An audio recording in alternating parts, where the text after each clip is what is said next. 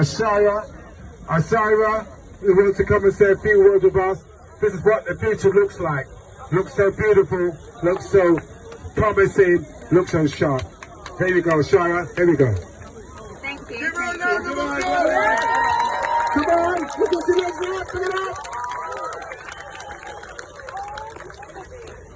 I'm really glad to be here today and to talk to you, and I would like to address my generation and kids my age and our experiences with racism and racial injustice, because though we're kids and some things may go over our heads, we do notice the small things, the small differences between each race and the differences in class that separate us sometimes. I have several experiences because I have been in situations where I'm around lots of different groups and lots of different racial areas where I'm not the majority, but a lot of the time black people are the minority, and finding solidarity when there's not a lot of us is sometimes a hard thing to find. I know there's a lot of people who go to a certain place and they don't talk to people who are outside of their race because they feel uncomfortable because they might not relate. And you know, if you're around someone who is at least the same skin color as you, that is something you can connect based on. But it's things like that that separate us, that separate children, that separate young people, because we don't get to interact with each other, to get to know each other well enough to know that we're not all that different from each other, so that when we grow up, we don't feel any barrier between talking to a black person or talking to a white person. We feel equal. We feel like we have freedom to talk to whoever we feel we wish to talk to. I work in an environment where I often encounter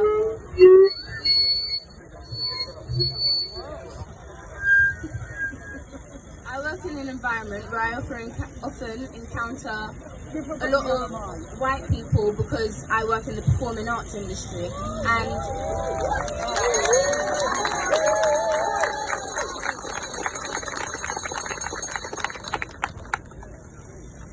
it's always a battle being the minority in an industry like that, because when there's productions and things like that, etc., there's usually a smaller amount of black people than there are white people, and because of that, the black people have to fight amongst themselves for the 1 or 2 black roles when there's a cast of 10 people and 8 of them are white and 2 of them are black.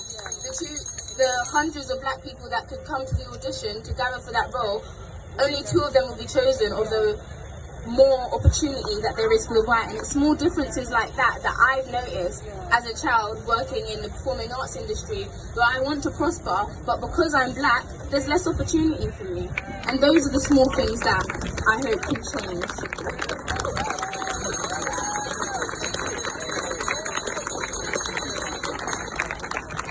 As well as that, because also within the performing arts industry, I do ballet as a sort, and I thought of a situation that was extremely surprising to me because only recently it started to be rectified, and it's things such as ballet tights and ballet shoes. And it might seem trivial and it might seem like something small in the face of people getting killed because of their skin colour, but it's something that does make a difference, because the majority of ballerinas that you see represented are white or are not of colour. We don't expect small changes such as the shoes that we wear when we go to ballet classes and the tights that we wear to match our skin colour as they're supposed to. Ballet tights are supposed to match your skin tone, but a lot of people don't know that. And when I, as a black person, go to ballet, until recently, I used to wear pale tights that had no relevance to my skin tone whatsoever. And I thought that was normal because I saw all the kids who go to ballet wear the same thing. But because it's not inclusive and we don't feel included enough, we get used to that. We get used to the feeling of, oh, I'll wear my hair like a white person, I'll dress like a white person, I'll act like the people who are more around us, because that's what we see around. We don't see enough black representation. And the more representation we see, the more we feel like we're included. We can be proud in our darkness, in our differences, in the things that we don't share with each other, but we can also appreciate. I can appreciate the fact that I'll never have pale skin and I'll never have blue eyes, because that's how I am, that's how I'm built, and I'm beautiful the way I am. And people